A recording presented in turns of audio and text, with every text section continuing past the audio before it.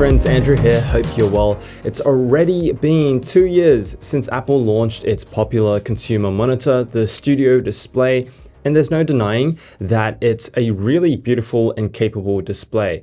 But with its big price tag and some considerable pitfalls, this is still a brilliant display for some and a not so great purchase for others. So here's my long-term review of the Apple Studio Display, and let's find out if it's still worth the over $1,500 price tag. I'll compare it to my previous LG 5K Ultrawide display, see how it's held up over the last 2 years, and if there are any other displays you should consider if you're in the market for one. So here are some of the things I've disliked during my time with the Studio Display, starting with its price. It still starts from $1,599, and that's some serious cash for a consumer grade monitor. This one I have set me back $2,299 because it includes the optional nanotexture glass and tilt height adjustable stand. I'll dive deeper into these expensive extras in a bit. So yeah, it is expensive, but relative to Apple's other display that they offer, the Pro XDR, the Studio Display is considered affordable.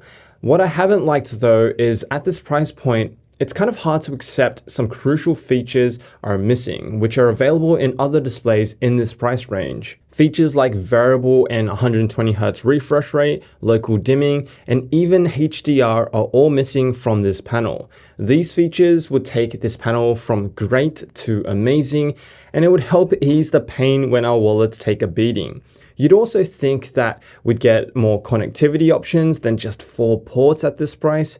It only has a Thunderbolt 3 port and 3 USB-C ports, so this means I can't actually plug in other devices like a PC or gaming console and switch between them.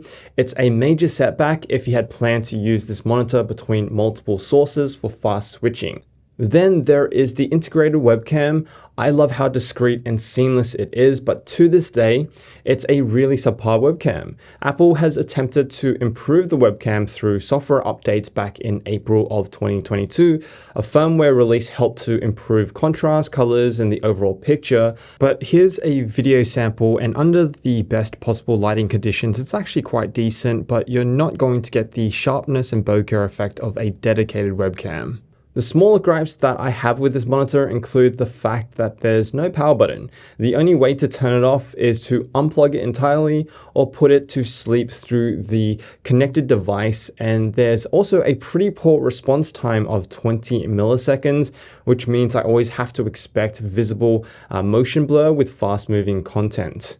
Now, what Apple's Studio Display does right though is just about everything else. This 5K IPS panel is simply stunning in sharpness, color accuracy, and viewing angles. The 5K resolution is extra crispy, and I find the 27-inch size is a great sweet spot for this resolution. The sharpness and clarity makes a big difference from reading articles to Apple Arcade and navigating Mac OS every day. It is a significant step up from 4K panels and even my 40-inch 5K ultrawide monitor. Where this monitor truly outperforms is with its color reproduction. It delivers colors that are not only visually appealing to look at, but also accurate enough for creative work like color grading. And in fact, Apple's support page confirms that we do not need to calibrate this monitor. It's good to go right out of the box with little to no inaccuracies to color and white balance in the sRGB mode. Color temperature is also practically spot on with the 6500 Kelvin target. So if you're a fan of using tech just right out of the box without any tinkering, this is it. The only real benefit of having the Studio Display calibrated is if you want to use the Apple Display P3 600 nits mode, which allows custom settings and brightness. Speaking of brightness though, where this display falls short again is in dark rooms due to its low contrast and lack of local dimming. So the other big wow factor and something I love to this day is the anti-reflective nanotexture coating.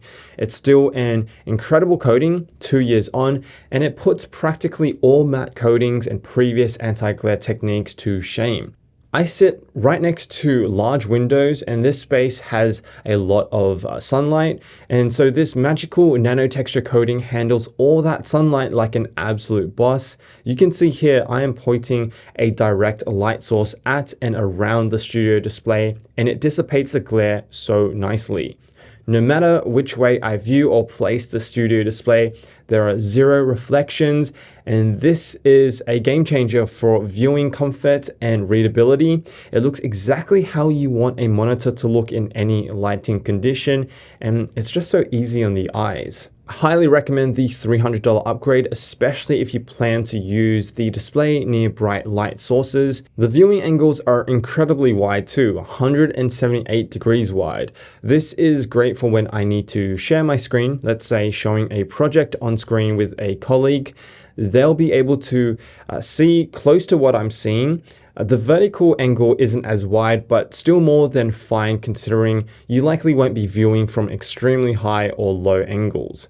Now, this is the tilt and height adjustable stand I've added on too, and honestly, I'm not sure I'd get this again because I have this desk shelf, and combined with the sit stand desk that I use, I haven't found the need to adjust the height at all.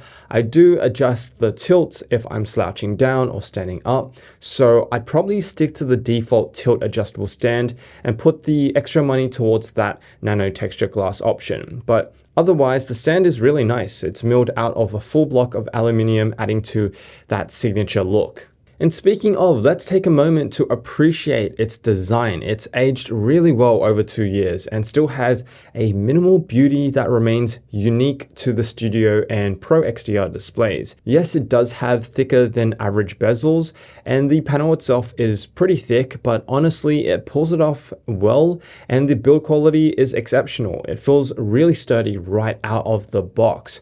So having used my 40-inch LG 5K Ultrawide monitor as my primary for years now, I was really hesitant to completely switch over to a much smaller display and give up all the screen real estate. But daily driving the Studio display, I've adapted back to the 27-inch form factor pretty easily, and the pixel density at that smaller size gives it an even sharper look. I do miss being able to edit videos on an ultra wide, of course, but other than that, the design of the Studio display has breathed fresh air to my desk setup and decluttered the space significantly. Then there's the literal iPhone chip built into this thing, the A13 Bionic chip. So it sort of serves as the brain for its inbuilt features like the webcam, Hey Siri function, and center stage. The chip essentially helps Macs offload some of these features, relegating it to the Studio Display's A13 chip to allow the Mac to focus on more important tasks, and this in itself helps justify the high price tag of the Studio display. The inclusion of the chip also gives the Studio display the ability to receive software updates, but since its launch 2 years ago, there hasn't really been any substantial software improvements, unfortunately. Then there is the spatial audio speakers, also powered by the chip, and it's really good. It's held up pretty well over the last 2 years. So I don't use them for audio work or watching movies, of course. That's when I'll throw on my AirPods Max. But they're great for just about everything else. System sounds, watching YouTube, or casual music listening. They're a big leap forward from the really disappointing Mac Studio speakers. But the only thing is, they've been overly punchy, bass heavy, and it's not truly spatial. It's still clearly downward firing speakers underneath the monitor. But hey, let's remember, they're just inbuilt speakers. The inbuilt 3 microphone array is decently useful too. It's what you're hearing right now in this large echoey room.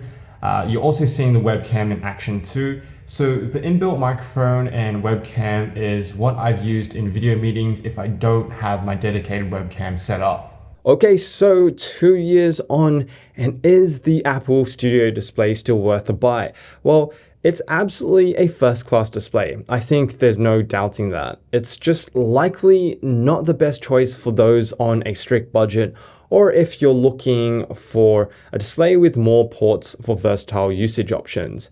If you take a look at some popular Mac displays like the LG Ultrafine 5K display or even Dell's Ultra Sharp 4K 32, These are both high quality displays in a similar design package, well suited for creative work and provide excellent color accuracy, all while saving you hundreds of dollars. But if you have the budget and you found yourself pulled deep in the Apple ecosystem, you'll find yourself hard-pressed to find a better option than Apple's Studio Display.